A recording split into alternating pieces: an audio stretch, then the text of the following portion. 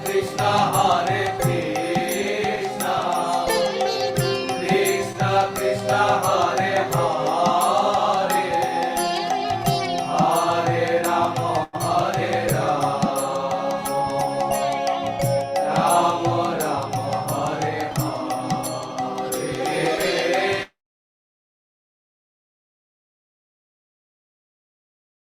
हरे कृष्णा कृष्णा कृष्णा हरे हरे।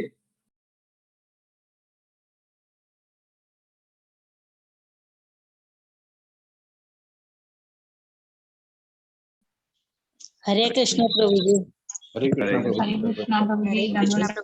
कृष्ण प्रभु हरे कृष्ण प्रभु जी। हरे हरे कृष्णा प्रभु जी। हरे हरे कृष्णा प्रभु जी। हरे कृष्ण। हरे कृष्णा प्रभु जी। प्रभु जी।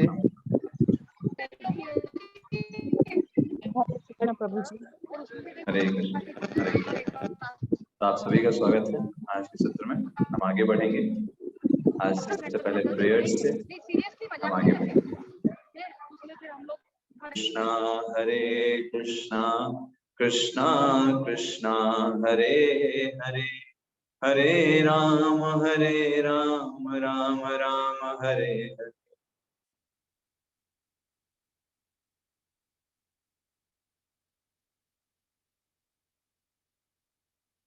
हरे कृष्ण। हरे कृष्ण। तो आप सभी का हार्दिक स्वागत है आज के सत्र में।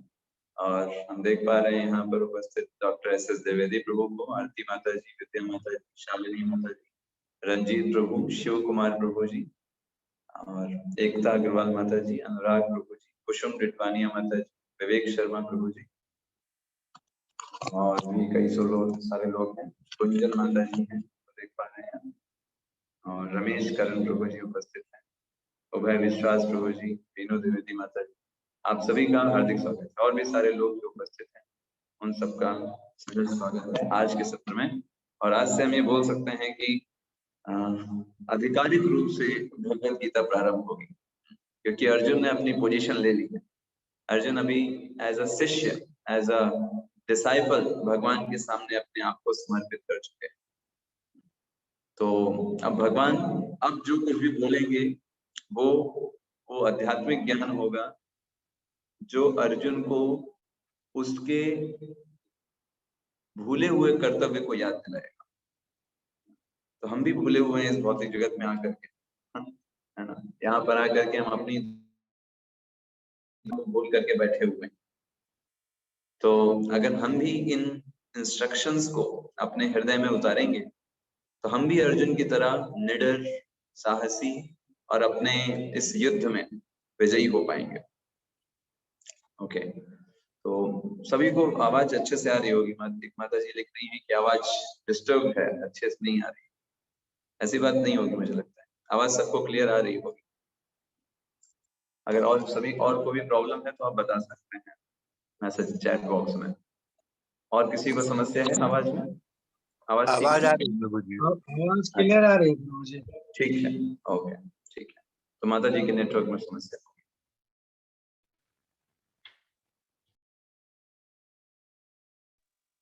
चलिए, तो हम आज प्रारंभ करते हैं भगवत गीता दूसरा अध्याय 11वां श्लोक से हम प्रारंभ करेंगे। अर्जुन भगवान के सामने अपने शिष्य के रूप में अपने आप को उपस्थित कर चुका है, और भगवान जब गुरु की पोस्ट पे जाते हैं एज अ टीचर, तो सबसे पहला अर्जुन को डांटते हैं। क्योंकि एक जो अध्यापक होता है, एक जो गुरु होता है, अगर शिष्य जो है वो गलत कर रहा है या उसको गलत तरीके से चीजों को कर रहा है, तो ये गुरु का अधिकार है कि उसको डांट सके, उसको डांटने का अधिकार होता है। वैसे स्वयं भगवान ही भगवत गीता में बोलेंगे कि हमको प्रिय वाणी बोलनी चाहिए, दूसरे को मधुर लगने वाली बातें बोलनी चाहिए। लेकिन प्रिय वाणी का मतलब ये बिल्कुल नहीं होता कि दूसरा व्यक्ति गलत कर रहा है लेकिन उसको याद ना दिलाया जाए, उसको समझाया ना जाए। तो जो ऐसा व्यक्ति जो हमारे जीवन के प्रति एक अधिकारी है, जैसे माता पिता हो गए, गुरु हो गए, तो वो हमको करेक्ट करने के लिए हमको डांट सकते हैं। ऐसे किसी राह चलते व्यक्ति को आप डांट नहीं सकते, ना ही वो आपकी सुनेगा। लेकिन माता पिता और गुरु से एक्सपेक्ट किया जाता है कि अगर उनके अंडर में जो लोग हैं, अगर वो गलत राह में जा रहे हैं तो उनको डांटने का अधिकार प्राप्त होता है और वो जायज है। भगवान सबसे पहले अर्जुन ने इतनी सारी चीजें बताई थी, 5 कारण बताए अर्जुन ने। भगवान उन सारे कारणों को एक एक करके बहुत ही थॉरली काटेंगे। तो आज के सत्र में हम देखेंगे अर्जुन का जो पहला कारण था, भगवान उसको एकदम जड़ से, है ना, खत्म कर देंगे। पहले कारण को, पहला कारण अर्जुन का था कंपैशन। कंपैशन मतलब अरे ये लोग मारे जाएंगे, ये लोग खत्म हो जाएंगे, कितने दुख की बात है कि ये लोग नहीं रहेंगे। ये जो विचारधारा है अर्जुन की, भगवान आज इसको जड़ से निकाल देंगे। तो भगवान सबसे पहले श्लोक में बोलते हैं, श्री भगवान उवाच असोचानन्वसोचस्त्वं प्रज्ञावादांश भाससे गतासो न गताश्चोंश्च नानुशोचन्ते पंडिता। भगवान बोल रहे हैं, अर्जुन तुमने बहुत बड़े भाषण दिए, बहुत बड़ी बड़ी चीजें बताई, प्रज्ञावादांश भाससे, बड़े बड़े विद्वान वाली बातें की, ऐसा लगता है जैसे बहुत कोई बुद्धिमान व्यक्ति बातें बोल रहा। लेकिन तुमने जो कुछ भी बोला, जो कुछ भी तुमने कारण बताए, वो सब कोई कारण वास्तव में है ही नहीं तुम्हारे युद्ध ना करने। बिल्कुल भी नहीं है। क्योंकि जो व्यक्ति पंडित होता है, पंडित का मतलब होता है विद्वान, जो व्यक्ति विद्वान होता है ना तो वो किसी जीवित व्यक्ति के लिए शोक करता है और ना ही किसी मृत व्यक्ति के लिए शोक करता है। ये पंडित व्यक्ति की डेफिनेशन। आप सोचने वाली बात होती है, ये तो फिर बड़ा कठोर व्यक्ति रहता होगा। नहीं, पंडित मतलब कोई बहुत कठोर व्यक्ति रहता होगा, शोक ही नहीं करता है, रोता ही नहीं है, दुखी नहीं होता है। नहीं, ऐसी बात नहीं कि वो दुखी नहीं होता है, वो गलत चीजों के लिए दुखी नहीं होता है, जिनके लिए शोक करने का कोई मतलब ही नहीं, उन चीजों के लिए शोक नहीं करता। जैसे फॉर एग्जाम्पल आप देखिए, हमारा शरीर, हम जब छोटे थे तो इतना ही बड़ा था क्या? छोटे थे तो हम 2 हाथ में आ जाते थे, इतना बड़ा हमारा साइज होता था। तब से लेकर के शरीर तो बदल ही रहा है, कंटिन्यूअसली बदलता है, all the time changing changing changing. और आत्मा जो है वो कभी नहीं बदलता। तो शोक करने का कारण किस लिए होना चाहिए? जैसे कोई व्यक्ति मर जाता है तो लोग शोक करते हैं, अरे ये व्यक्ति मर गया, नहीं रहा हमारे बीच में, है ना। तो शोक करने का असली कि वो जो आत्मा है जिस शरीर में थी, है ना, वो शरीर का सही से प्रयोग नहीं किया, इस चीज का शोक होना चाहिए। अदरवाइज लोग शोक किसका करते हैं? अरे ये शरीर नहीं रहेगा, शरीर खत्म हो जाएगा।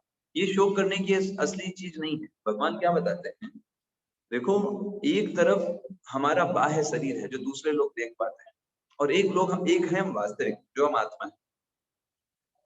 दोनों में बहुत अंतर है।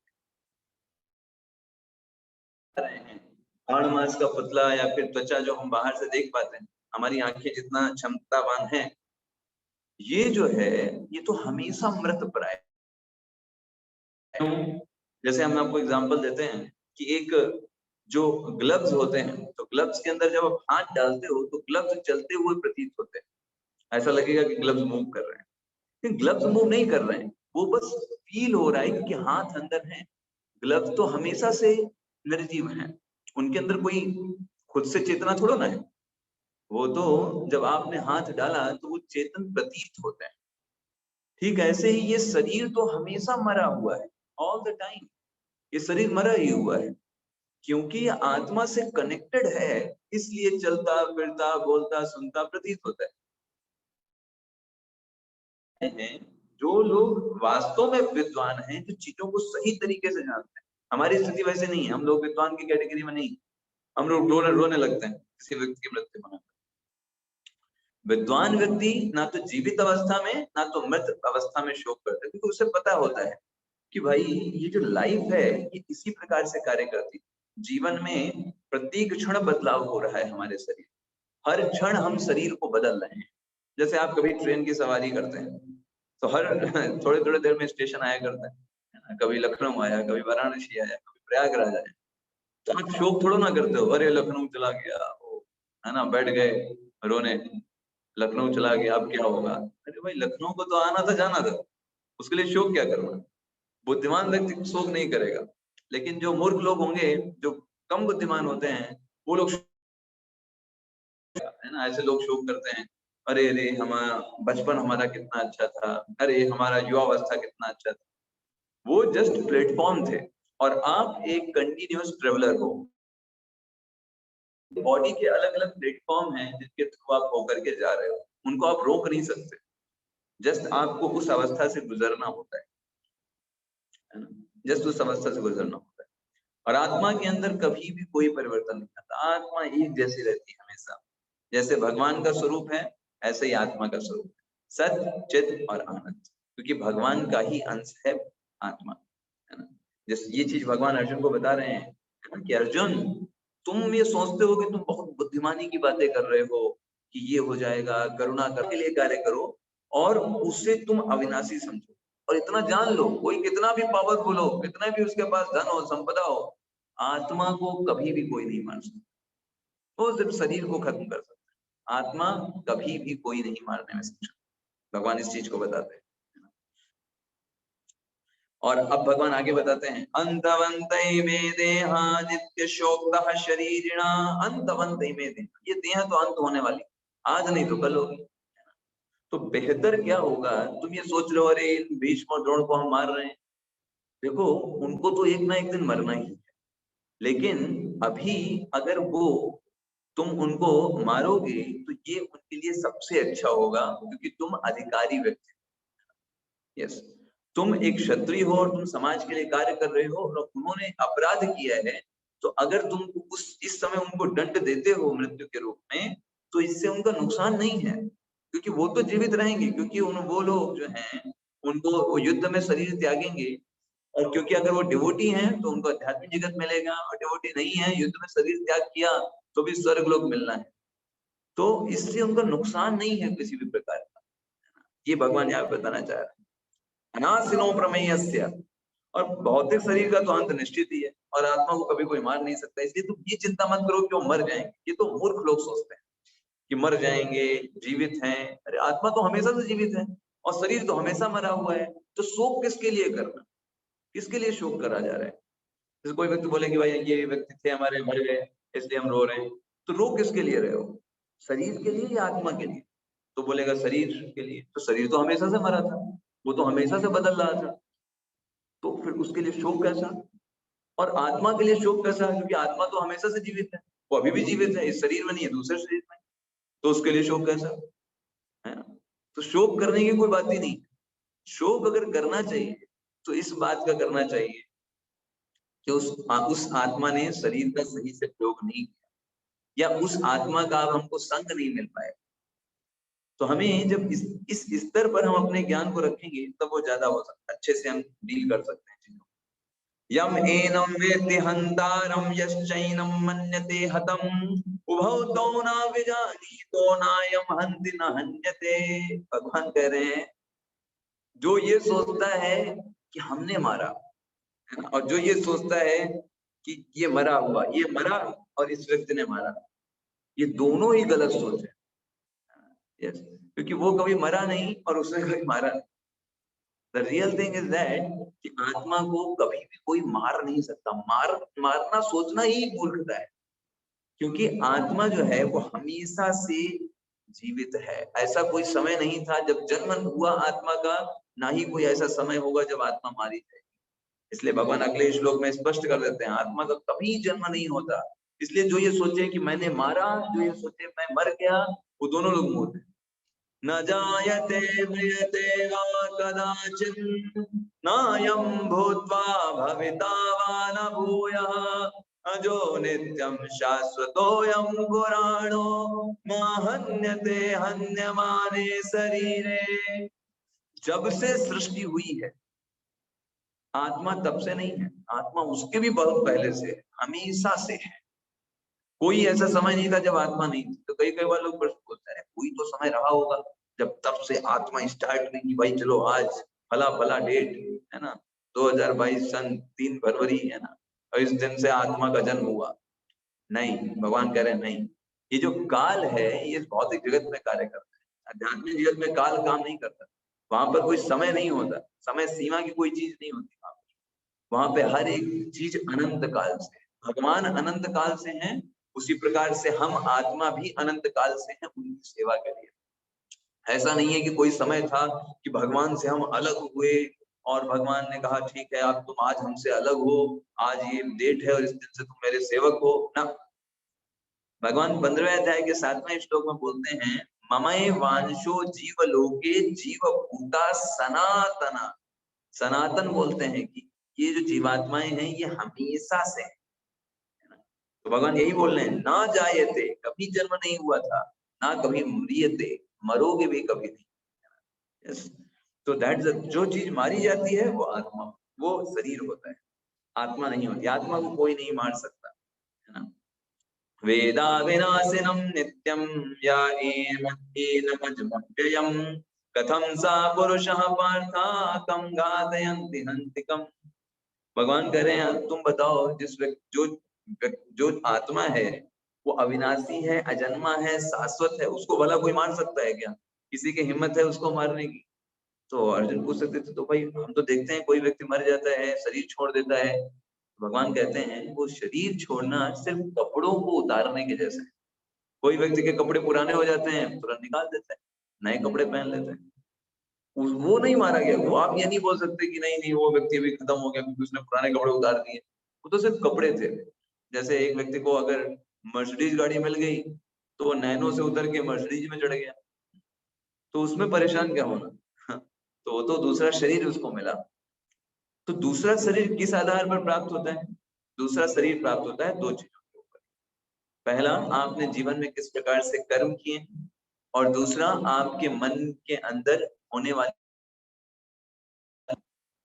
देखिए एक कॉन्सेप्ट एकदम क्लियर आपके माइंड में होना चाहिए कि आप कौन हैं, यहाँ क्यों हैं और इस जगत से कैसे निकले। एकदम सीधा सा फॉर्मूला है। आप आध्यात्मिक जगत से आए हैं, आप भगवान के अंश हैं। यहाँ क्यों आए हैं? क्योंकि भगवान ने आपको जो फ्री विल दिया था उसका दुरुपयोग करने के कारण। तो फ्री विल मतलब स्वतंत्र इच्छा थी कि हम भगवान की सेवा करें या फिर भोग करें। तो हमने भोग करने को चूज किया, तो भगवान ने हमारी उस मेंटालिटी को रिफॉर्म करने के लिए हमको इस भौतिक जगत में भेजा। तो हमारी जो भोग करने की टेंडेंसी है वही कारण है इस भौतिक जगत में हमारे प्रसिद्ध होने। और उसी भोग करने की टेंडेंसी के कारण ही ये जीवात्मा इस अनेक शरीरों को ग्रहण करता है ना। कोई व्यक्ति जो है बहुत सोना चाहता है तो उसके लिए भालू का शरीर है, वो कुछ भी खाना चाहता है तो उसको शेर का शरीर प्राप्त हो जाता है, अपने अंग प्रदर्शन करना चाहता है तो उसके लिए वृक्ष का शरीर। ऐसे जितनी भी 84 लाख प्रकार की योनियां हैं वो हमारी इच्छाओं को प्रदर्शित करती है, हर एक इच्छा के लिए एक शरीर। तो दो आधार पर हमको अगला शरीर प्राप्त होता है, हमारे मन में किस प्रकार की भोग करने की इच्छाएं हैं और दूसरा हमने किस प्रकार के कर्म किए।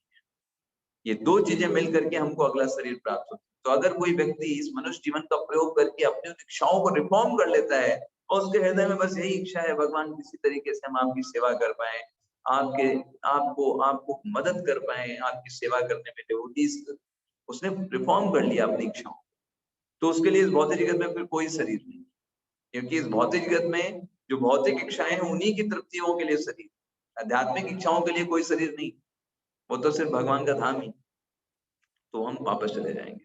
The main thing is that भगवान बोलते हैं वाशांसि जीर्णानि यथा विहाय नवानि गृह्णाति नरोपराणि तथा शरीराणि विहाय जीर्णान् अन्यानि संयाति नवानि देहि। जैसे पुराने कपड़े को त्याग दिया जाता है, ऐसे ही जब ये शरीर बहुत बूढ़ा बेकार चलने लायक नहीं बचता तो आत्मा तो बढ़िया कहती छोड़ो इस शरीर को, नया शरीर बढ़िया नया क्या इस शरीर को ढो रहे हैं, तो आत्मा उस पुराने शरीर को छोड़ के नया शरीर ले लेते। तो भगवान बता रहे हैं देखो अभी जब तुम उनको मार रहे हो तो तुम ये सोचो कि अरे भाई इन लोगों को बीच में दौड़ को बूढ़ा शरीर है ये खत्म हो जाएगा तो तुमको दूसरा नया शरीर मिलेगा, तुम्हें तो खुश होना चाहिए, तुम्हें ये नहीं सोचना चाहिए क्योंकि तुम अधिकारी व्यक्ति।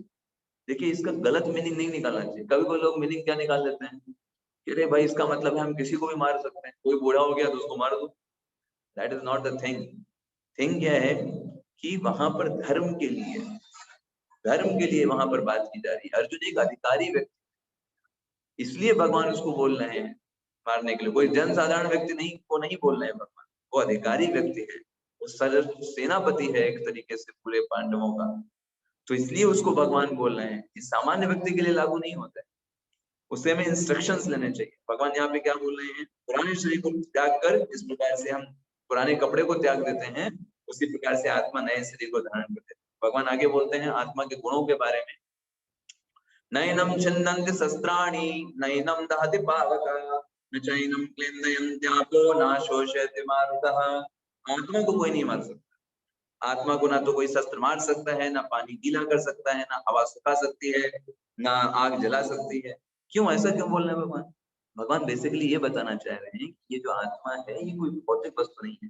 जैसे मेरे पास पेन है, कॉपी है, तो इन सबको क्या मैं कर सकता हूँ, इसको आग के अंदर फेंक दूंगा जल जाएगा, हाँ, है ना। इसको पानी के अंदर डाल दूंगा भीग जाएगा, हवा में रख दूंगा सूख जाएगा। क्यों? क्योंकि ये भौतिक है, ये भौतिक वस्तु है, इसको हम छू सकते हैं, देख सकते हैं इन भौतिक चक्षुओं से। आत्मा कोई भौतिक वस्तु नहीं है कि उसको कोई छेद कर दिया, उसको कोई आग में डाल दिया, नहीं। ये भौतिक चीजों के साथ किया जा सकता है। आत्मा आध्यात्मिक है, उसका कोई कुछ नहीं कर सकता। Yes, that is the main thing भगवान। और इसलिए भगवान आगे बोले अक्षेत्यो अमद्याह्यो क्लेशोद्यशोष एव च नित्यः सर्वगता स्थाणुर्जलोऽयं सनातनः। ये जो आत्मा है ये अखंडित है, कभी खंड नहीं किया जा सकता, अघुलनशील है। ऐसा नहीं है कि एक आत्मा दूसरी आत्मा में मिल जाएगी और बड़ी आत्मा बन गई ना, कभी ऐसा नहीं होगा। हम हमेशा से अलग हैं, हमेशा से अलग हैं, कभी ये मिलने का कॉन्सेप्ट नहीं है। यस, भगवान फिर उन्हीं चीजों को बता रहे हैं, हमेशा एक स्वर है। ऐसा नहीं कि पहले पहले तो आत्मा बहुत अच्छा था, बाद में बूढ़ा हो गया ना। आत्मा हमेशा युवा रहता है, हमेशा एनर्जेटिक, हमेशा आनंदित रहता है भगवान की तरह, क्योंकि भगवान का अंश है। शरीर में परिवर्तन आते हैं, और शरीर में परिवर्तन क्यों आते हैं? क्योंकि आत्मा प्रेजेंट है। शरीर में 6 प्रकार के परिवर्तन आते हैं। बालक पहले जन्म होता है, जन्म के बाद धीरे धीरे उसमें विकास होता है, फिर उसमें वो एक मेंटेनेंस होता है एक स्तर पर, फिर वो दूसरे अपने जैसे संतान को जन्म देता है, फिर धीरे धीरे शरीर का क्षय होता है, और फिर एक दिन मृत्यु हो जाती है। ये 6 प्रकार के परिवर्तन आते हैं, लेकिन ये सिर्फ बाहर दिखाई देते हैं। आत्मा में कोई परिवर्तन नहीं हो रहा है। जैसे चंद्रमा है, तो चंद्रमा जो है पूर्णिमा आती है तो पूरा दिखाई देता है ना, और जब अमावस्या होती है एकदम नहीं दिखाई देता। तो क्या बोला जाए, चंद्रमा निकला नहीं क्या? चंद्रमा तो है, आप नहीं देख पा रहे। The main thing is that चंद्रमा तो हमेशा पूरा है, लेकिन आपके अंदर क्षमता नहीं है उसको पूरा देखने की। ऐसे ही शरीर तो, आत्मा तो हमेशा युवा है, लेकिन क्योंकि हम सिर्फ शरीर देख पाते हैं तो शरीर लगता है कभी बूढ़ा हो गया, कभी युवा है, कभी बालक है। इस तरीके से हम विभेद करते हैं। अव्यक्तोमचिन्त्योम्य विकार्योम्यमुच्यते तस्मादेवं विदित्वैनं नानुशोचितुमर्हसि। तो आत्मा जो है अव्यक्त है, अकल्पनीय है, अपरिवर्तनीय, कोई परिवर्तन नहीं होता, इसलिए तुम्हें शोक नहीं करना चाहिए उसके लिए। अरे भाई, जब कोई व्यक्ति वो हमेशा एक ही जैसा रहेगा तो शोक क्या करना? वो कभी मर ही नहीं सकता, उसको कोई नुकसान किया ही नहीं जा सकता। तुम अपना कर्तव्य करो बस, है ना। तुम ये मत सोचो कि ये मर जाएंगे। क्यों मर जाएंगे? वो तो हमेशा रहेंगे, किसी ना किसी रूप में रहेंगे। लेकिन अगर तुम अभी उनको नहीं मारोगे तो उनके पाप जो है और वृद्धि हो जाएंगी, वो उनको ज्यादा नुकसान करेगा। इससे अच्छा है तो अभी उनको खत्म कर दो। जैसे एक डॉक्टर बोलता है ना, डॉक्टर क्या बोलता है, आप मान लीजिए आपके पैर में फोड़ा था, डॉक्टर के पास गए, डॉक्टर बोलेगा अरे इसका अभी इलाज कर दो फोड़े का, वरना अगर ये फैल गया तो पूरा पैर काटना पड़ेगा। तो बुद्धिमानी क्या है, अभी इलाज कर लिया जाए, बाद में पूरा पैर कटवा दिया जाए। बताइए, तो अभी इलाज करने में बुद्धिमानी है।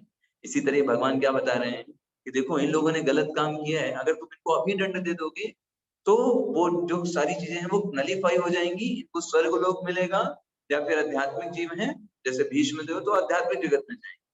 लेकिन अभी तुम इनको छोड़ दिए तो इनके पाप जो है बड़े वृद्धि के रूप में हो जाएंगे। तो नुकसान कब होगा? जब तुम इनको छोड़ दोगे, क्योंकि तुम अधिकारी व्यक्ति थे, तुम लीडर थे, तुम चाहते तो उनको दंड दे करके एक समाज को एक दे सकते थे, लेकिन तुमने नहीं किया। yes. अरे मान लो कोई व्यक्ति ये भी सोचता है ना, कि आत्मा जो है वो हमेशा जन्म लेता है और मरता है। मान लो कोई ऐसा भी सोचे, अथ चैनम नित्य जातम नित्यम मन्यसे मृतम तथापि त्वं महाबाहो नैनं शोचितुमर्हसि, है ना। अगर कोई ये भी सोचता है कि आत्मा ने जन्म लिया, आत्मा मर गया, तो भी शोक करने का कोई विषय नहीं।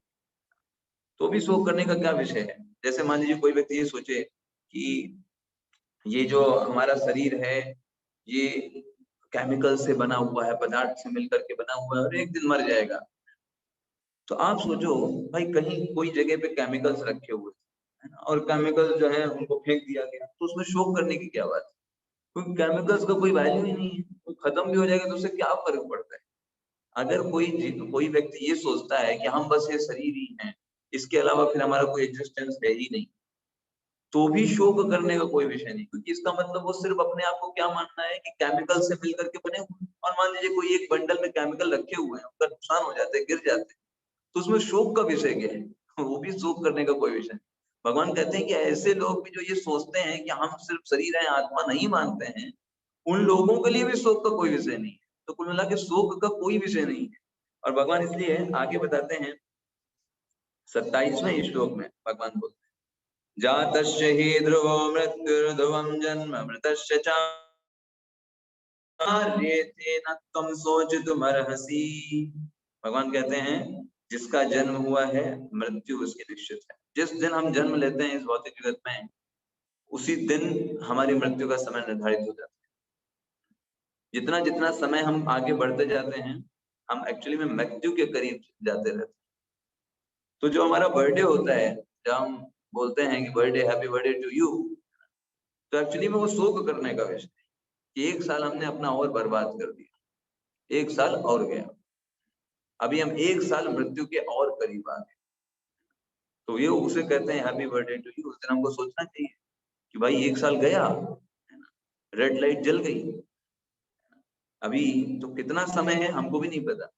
जितना भी समय है उसको हमें अच्छे से यूटिलाइज करना है, ये हमें चिंता करनी चाहिए उस दिन। लोग तो उस दिन और पागल हो जाते हैं। समाज को आत्मचिंतन करना चाहिए कि व्यक्ति सोचे कि अभी मेरे पास कम समय बचा है। उस दिन तो वो और भौतिकता में चले जाते हैं और पार्टी मनाने लगते हैं, सब भूल जाते हैं स्वयं के बारे में। इतनी तो दुर्दशा है समाज की। अव्यक्तादीनि भूतानि व्यक्तमध्यानि भारत अव्यक्त निधनान्यैव तत्र का परिदेवना। भगवान कहते हैं देखो, जब ये सृष्टि नहीं होती है ना, उस समय सारे के सारे जीव महाविष्णु के नाभि में रहते हैं, तो भगवान के शरीर से उस समय अव्यक्त फॉर्म में रहते हैं, कोई शरीर नहीं मिला होता उसमें, है ना। तो हम महाविष्णु के अंदर में रहते हैं, जिन की भोग प्रवृत्ति होती है वो जीवात्मा। और फिर जब सृष्टि हो जाती है तो सारी जीवात्माओं को उनकी इच्छाओं के आधार पर शरीर प्रदान कर दिया जाता है, और बाद में जब शरीर प्रदान कर दिए गए फिर उनसे छीन लिया जाता है। तो इसमें जब कोई चीज उनकी है ही नहीं तो शोक क्यों करना? क्योंकि शरीर तो हमको बाद में दिया गया, बाद में हमसे ले भी लिया जाएगा। शोक को तो उस चीज का किया जाना चाहिए ना जो चीज हमारी थी।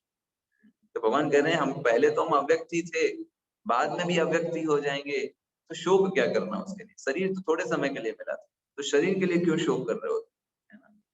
भगवान 29वें श्लोक में बोलते हैं आश्चर्यवत् पश्यति कश्चिदेनाम् आश्चर्यवत् वदति तथैव चान्यः आश्चर्यवचनैः शृणोति श्रुत्वाप्येनं वेद न चैव कश्चित्।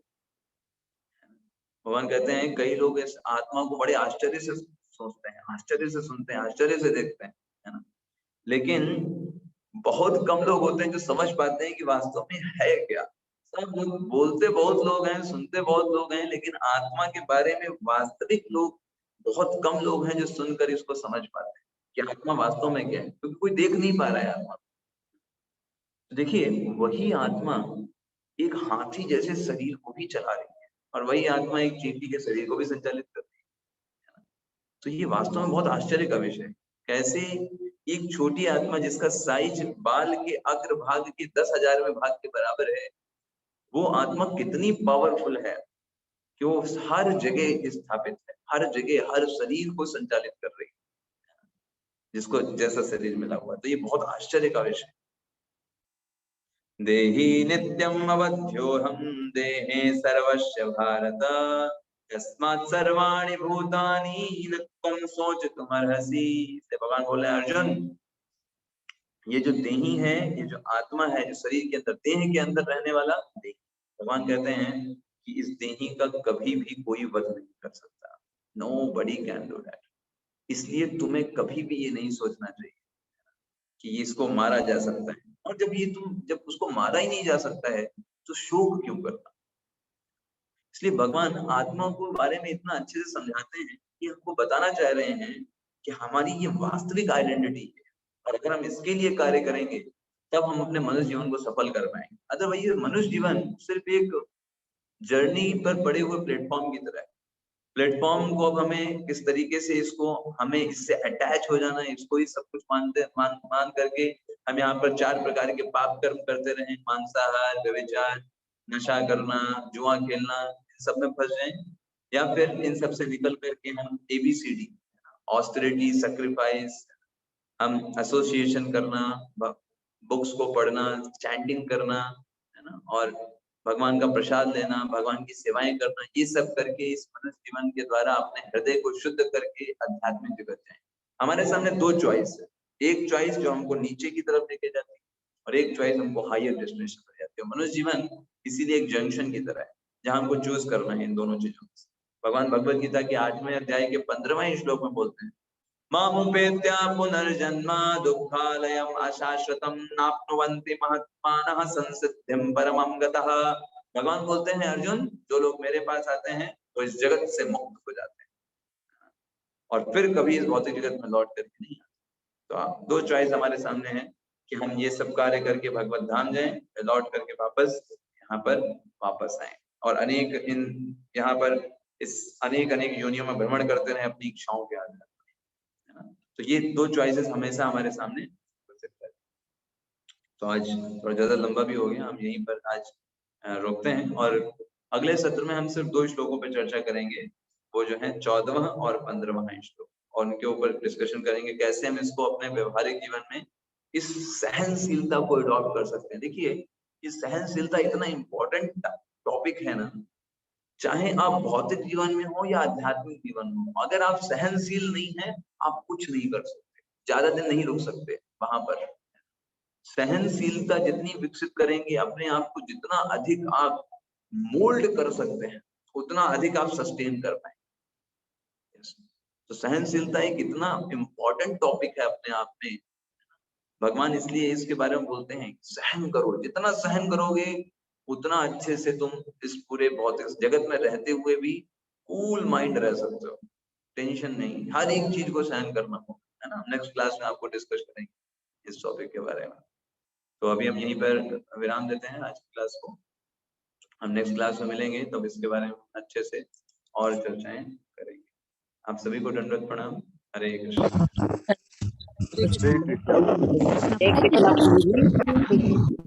हरे कृष्णा गुरु जी।